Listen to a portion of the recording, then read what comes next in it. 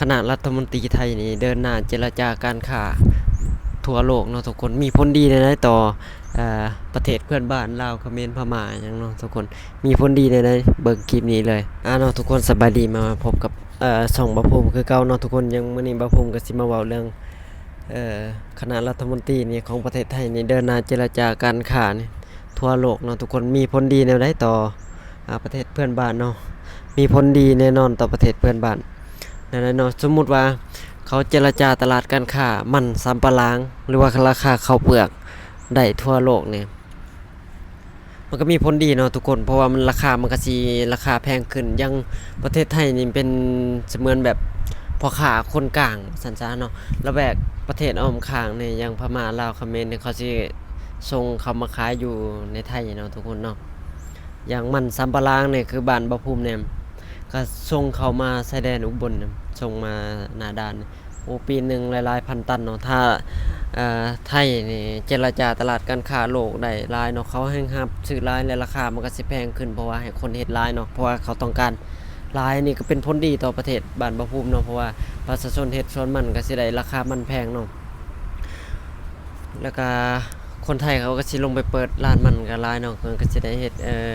ให้อย่างบ้านบ่ภูมิก็มีเวียกเฮ็ดงานทำก็หลายขึ้นเนาะอย่างในบ้านเนาะทุกคนเนาะแล้วก็ราคาข้าวเปลือกนี่ยังประเทศไทยนี่คือเฮาฮู้อยู่แล้วเนาะหลายๆคนก็ได้ฮู้แล้วว่าไทยนี่เป็นคนส่งออกข้าวเนี่ยเป็นอันดับ2ของโลกรองจากอินเดียเนาะทุกคนเนาะอย่างเขมรเฮ็ดนู่นเฮ็ดนั่นก็ยังเข้ามาขายในไทยเนาะไทยเอาไปขายต่อตลาดโลกเนาะทุกคนเนาะอันนี้มันแสดงให้เห็นถึงแบบว่าประเทศไทยนี่มีผลนะเขาเจรจานี่มีผลดีกับประเทศอ้อมข้างว่าสัญญาเศรษฐกิจเนาะอย่างคือเขมรเนาะหลายๆคนก็สิเห็นข่าวว่าราคาอันยังตกต่ำราคาเขาราคาหยังเนาะเพราะว่าเขาปิดด่านเนาะทุกคนมันก็มีผลกระทบแหละเพราะว่าเนาะไทยก็ยอมรับว่าเขาเก่งเนาะทุกคนเขาเก่งเขามีความรู้ความสามารถเจรจาด้านการค้าโลกเนาะทุกคนสมกับว่าประเทศเขาเนี่ยเป็น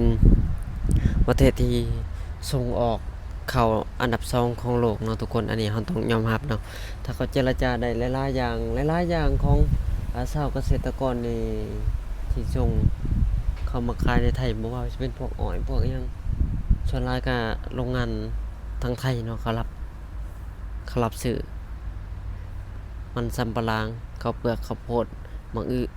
แม่นหมดเนาะทุกคนเนาะส่วนหลายเลยอันนี้ก็แบบสุดยอดเนี่ยถ้าเขาเจรจายังได้ดูมันก็มีผลดีต่อ